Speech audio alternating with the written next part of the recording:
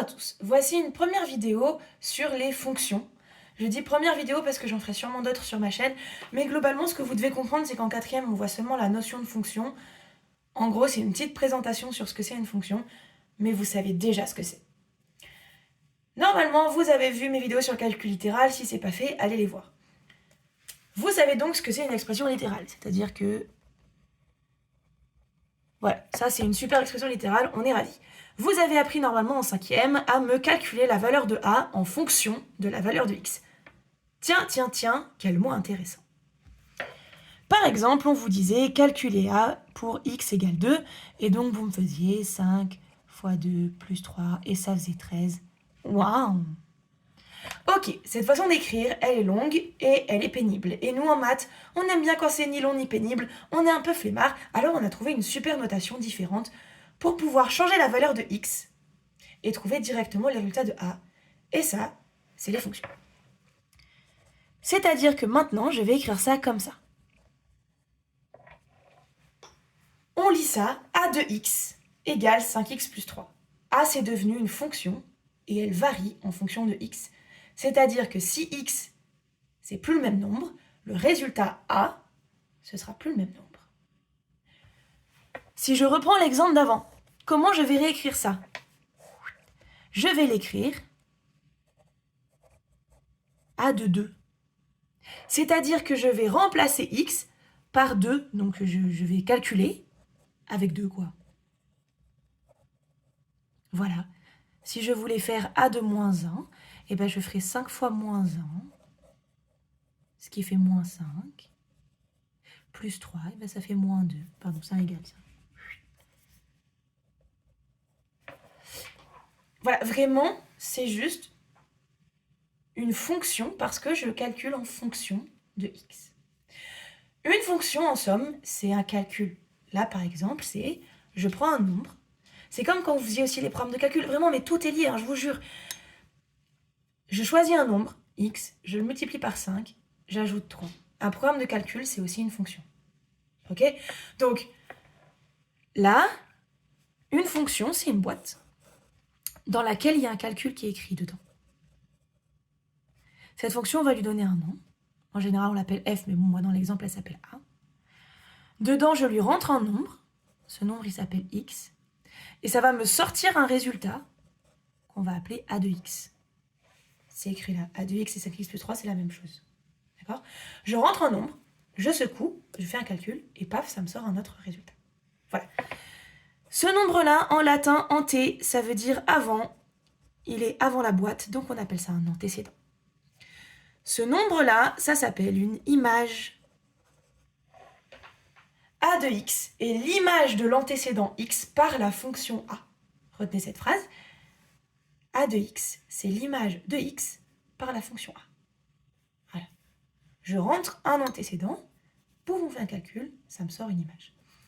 Donc si je reprends mon exemple, j'avais noté a de 2 égale 13.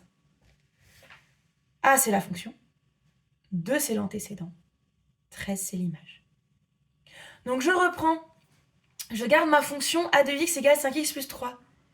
Si je vous dis quel est l'antécédent... je vais vous dire quelle est l'image. Quelle est l'image de 5 par la fonction a? Quelle est l'image de 5 par la fonction a? L'image de 5, 5 c'est un antécédent. Donc je dois mettre 5 là-dedans. Et je vais faire l'image de 5, c'est a de 5. Donc je fais 5 fois 5 plus 3. Et je trouve 28.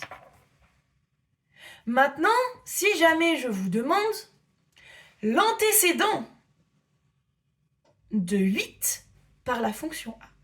Quel est l'antécédent de 8 par la fonction a? Alors, je vais réécrire là. L'antécédent de 8, ça veut dire que le résultat, c'est 8. Donc ça veut dire que ça doit être égal à 8. Oh là là, ce serait pas une équation du premier degré par hasard? On n'aurait pas fait un chapitre entier dessus? Mais oui, qu'est-ce que c'est fortuit? Ah là là, c'est parti. Je fais passer le plus 3 de l'autre côté. Il devient donc un moins 3, c'est bien, j'en vois qui suivent. Je trouve donc que 5x vaut 5, je divise par 5, et ça fait 1. L'antécédent de 8 par la fonction, c'est 1. C'est-à-dire que il faut mettre 1 dans la fonction pour trouver 8. Il y a 3 façons de représenter une fonction. La fonction, soit vous la représentez par son calcul, son expression littérale, on appelle ça, plutôt qu'un calcul. Soit vous l'écrivez sous forme d'expression littérale, soit vous l'écrivez sous forme de tableau. C'est-à-dire que la fonction a, vous écrivez en fait des valeurs là de x, voilà, et vous me dites combien ça fait quand vous l'avez passé dans la machine. Ok ? Pareil, très souvent en contrôle, qu'est-ce qu'on va faire ? On va vous mettre un tableau comme ça avec l'expression littérale, on va remplir certains côtés et ce sera à vous de trouver l'autre côté avec les techniques que je vous ai données là et de l'autre côté de la feuille.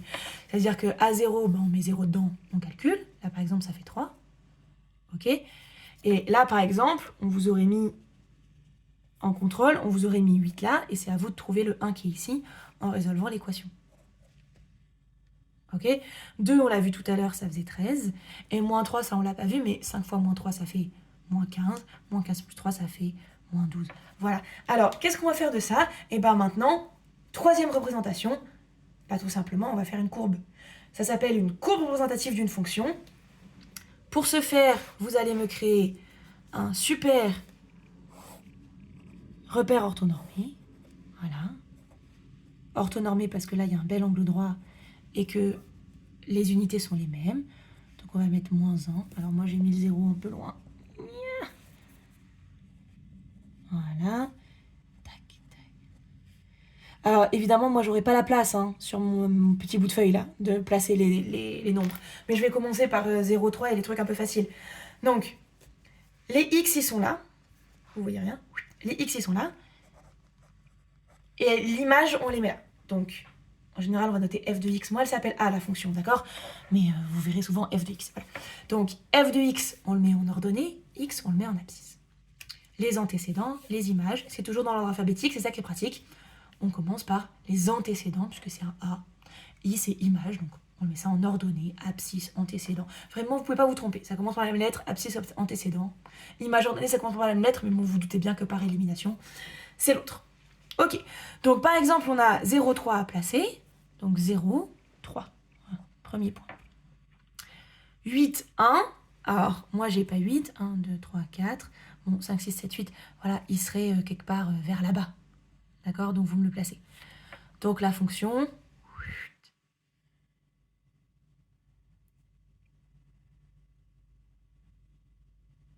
c'est 1, 8, pardon. Et vous me dites rien. C'est 1, 8. J'ai regardé de nous à côté. Donc c'est 1 et 8, ce serait là-haut. Alors, encore une fois, moi j'ai pas la place, mais globalement, votre point, il serait vers là-haut, en supposant que ça se soit 8. Ok ? Donc 1, 8. Ensuite, pareil, j'ai pas la place, mais 2, c'est censé être 13. Donc vous allez le mettre là-haut. Globalement, vous aurez une belle fonction croissante comme ça. Et puisque moins 3, c'est censé faire moins 12 vers là. En gros, vous aurez une belle fonction croissante. Et alors même, je vais vous le donner comme info, ça, on appelle ça une fonction affine, parce que ça s'écrit de la forme ax plus b. Ça, c'est des fonctions affines. Et c'est représenté par des droites. Voilà. En fait, quand vous allez relier tous vos points, là, ils seront tous parfaitement alignés. Voilà, ça fera une belle droite. Voilà, bon, retenez ça pour plus tard, vous verrez ça surtout au lycée, mais globalement, c'est une fonction affine parce que c'est représenté par une droite. Donc, 3 représentations pour une fonction. Son expression littérale, son tableau avec les antécédents et les images, et sa courbe représentative où on relie les points, voilà, et vous allez obtenir une droite ici dans ce cas-là. C'est tout ce qu'il faut savoir sur la notion de fonction en 4e et probablement aussi en 3e.